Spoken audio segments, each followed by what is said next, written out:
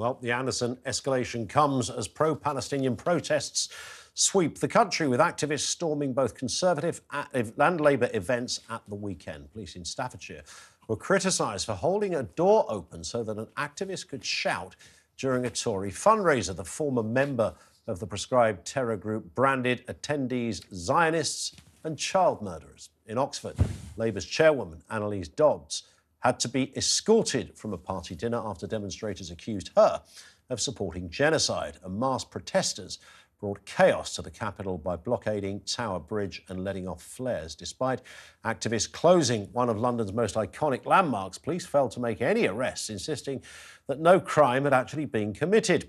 Meanwhile, former celebrity Charlotte Church led a family choir in singing, and I'm not making this up, From the River to the Sea, the song deemed anti-Semitic calls for the destruction of Israel.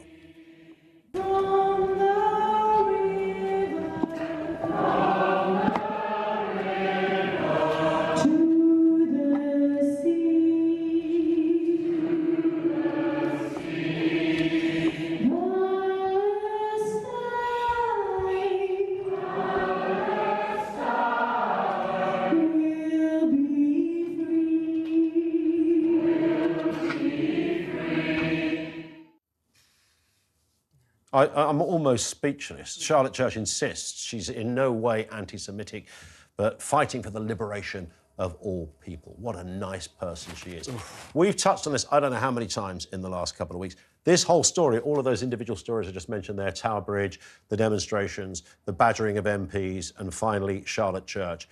This feeds into really the Lee Anderson story. This is the point he was probably trying to make. Why is nothing happening about all of this stuff? His analysis, or his conclusion of the analysis, was misplaced.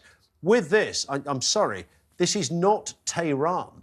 We're seeing London Tower Bridge, which looks like some kind of scene from a distant country, of flags, flares being let off, Tory MPs being called child murderers. I'm sorry, this is not, we're not in the Middle East. This is not our debate in that respect. Annalise Dodds followed out, told she's a supporter of genocide. And finally, the mother of all half-wits, Charlotte Church, thinking that's OK. And before the people at the back say, oh, yeah, but you know what, the River to the Sea actually has got a different interpretation. No, it hasn't. Not any, even if it once did, anymore. It doesn't now, OK? It's been established by the good and the great and everyone in between that is, James, a completely anti-Semitic trope. It was put on the side of Big Ben, and now we've got former teen wonder Charlotte Church banging out a tune with a choir singing it, which looks even more sinister than anything. I think it is absolutely appalling. And I think for anybody in this country who genuinely thinks that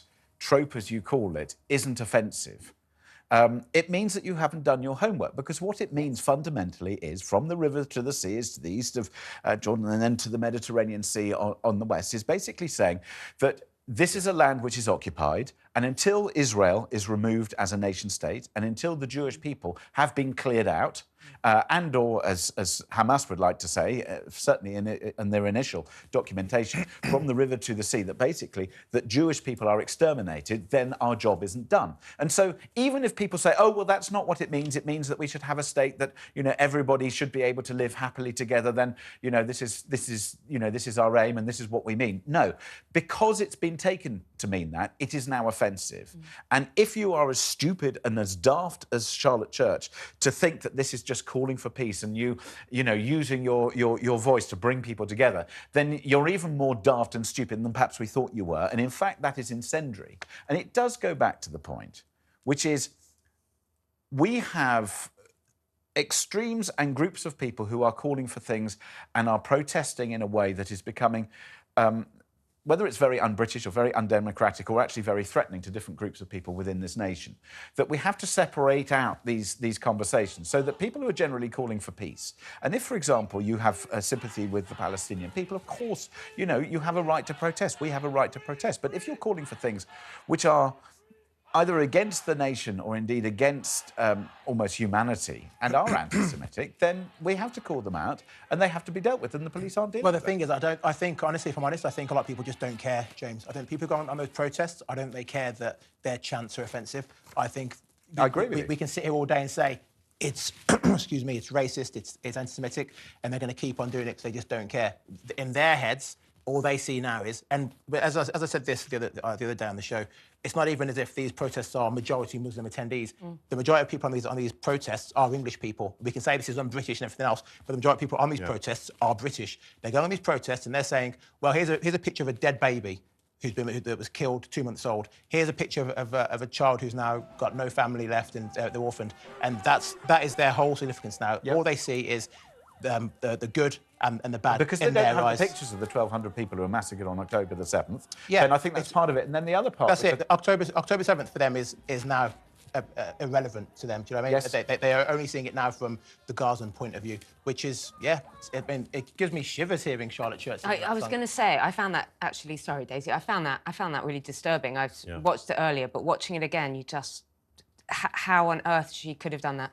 She's she's an intelligent woman. She's a mother. It really was, and it's chilling to hear it from the river to the sea being sung, and with a group of children. And the problem is that we've got on the one hand diplomats and politicians all across the world trying to come together, trying to form some sort of diplomatic move to convince Israel to let humanitarian transport through. All sorts of different issues going on. Meanwhile, that cause, that voice which is trying to temper what Israel's doing is being silenced or reduced or traduced by these marches that are going on around the world. So, in fact, they are damaging the very cause that they're trying to help, which is the people of Gaza. So you sort of think, if you control this small minority of demonstrators, actually the wider and louder voice might be heard better. Amazing you can close Tower Bridge without any offence being committed. Yeah, how does that work? Lost for words.